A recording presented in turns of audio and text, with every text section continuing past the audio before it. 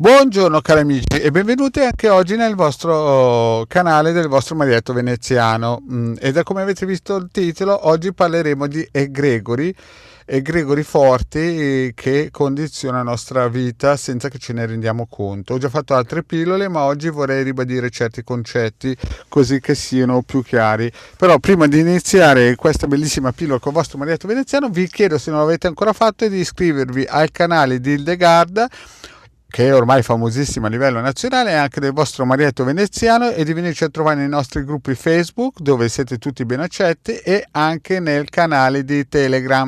Se non l'avete ancora fatto, potete scaricarlo gratuitamente ed è praticamente un social, insomma, tipo WhatsApp, che va benissimo. Bene, e se vi avanza anche un bel super like, il vostro Marietto lo accetta sempre benvenuto. Bene, iniziamo subito a parlare di queste egregori, così che per chi non ha seguito le altre pillole, vi dico subito che le egregore, anzi, prima di tutto vi consiglio di andare a vedere le altre pillole sulle egregore, così che capiate cosa sono.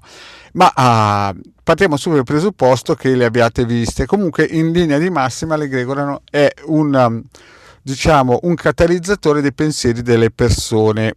Però il problema è che ci sono egregori naturali e egregori fatte anche da gruppi misterici che sanno cosa stanno facendo e quindi costruiscono qualcosa che poi prenderà forza, e alcune volte questa forza, questa egregore, prenderà quasi una coscienza e diventerà più forte del gruppo misterico.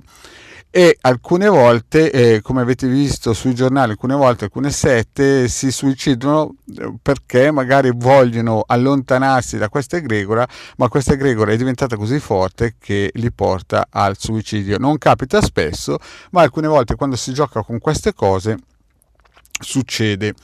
E per parlare delle egregore, vi parlo anche delle egregore delle religioni. Oggi vi voglio parlare di queste egregore delle religioni che sono anche intelligenti, nel senso che vi faccio un esempio molto semplice. Voi conoscete che le religioni di Stato, una delle più grosse ce l'abbiamo nello Stato italiano, e questa religione è stata battezzata da molti libri come una religione cattiva. Insomma, chi più ne ha più ne mette nei vari libri di controinformazione, e alcuni concetti sono reali. Però chi è che ha costruito realmente questo tipo di religione? Tutti pensano che siano stati gli uomini, e nella realtà, no?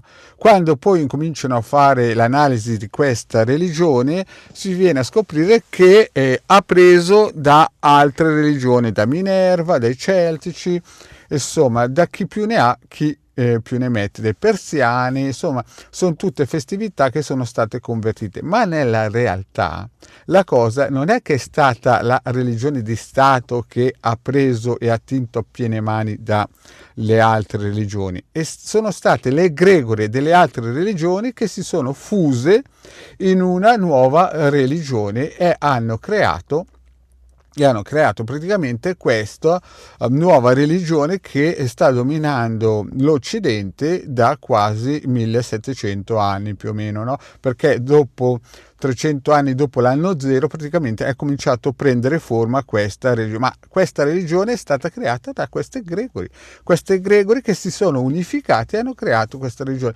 Quindi è sempre stato predicato, no, da questi libri di controinformazioni, che secondo loro era la religione di Stato, quella che abbiamo oggigiorno, che aveva soffocato le altre, ma secondo la loro teoria. Ma quando voi cominciate a studiare le egregori, capite che le egregori a un certo punto, quando incominciano a diventare vecchie e non sono più sostenute, cercano di rimodellarsi e di, in un certo senso, avere una nuova vita. E quindi di conseguenza cosa fanno queste egregore, visto che sono intelligenti? Cercano di unificarsi e creare qualcosa di simile senza perdere l'originale. Cambiano il nome, ma la storia è sempre la stessa. Quindi noi praticamente stiamo vivendo con delle egregore di 6.000 anni fa, solamente che gli abbiamo dato altri nomi. Chi è a comando di queste religioni queste cose le sa, no? E ci vive abbondantemente sopra e sguazza materialmente. Infatti, se voi analizzate il livello magico ed esoterico i vari culti alla domenica, voi vedete che sono delle cose ripetitive. Si usano degli incensi, si usano delle parole, si usano dei gesti con le mani, che tutte quelle persone che fanno parte di quel cerchio si sentono appartenere a questa religione, ma nella realtà stanno nutrendo la egregora, che chiaramente chi è al comando sa come utilizzarla per poter trarne beneficio. Quindi questa egregora, in un certo senso, a noi occidentali, volente o nolente, come si suol dire, ha fatto del bene e anche del male, chiaramente, no? Però agli occhi, diciamo, della maggior parte delle persone, visto che non sa che esiste, ha fatto del bene. Chiaramente per i nativi indiani degli Stati Uniti e delle Americhe o degli africani, chiaramente ha fatto del male. Però dovete capire che era le varie egregore, le varie religioni di allora, che unendosi, avendo creato questa nuova religione, ha praticamente invaso le altre, perché questa egregora, fondendosi, era un'egregora nuova e voleva in un certo senso invadere le altre, perché quando le egregore sono giovani sono più irruente, orgogliose e vogliono invadere le altre egregore e mangiarsele. E infatti hanno fatto il loro mestiere, cioè sono andate nei vari continenti e hanno spazzato via tutto quello che potevano in nome del santo Pinco Pallino e del liberatore e salvatore delle anime.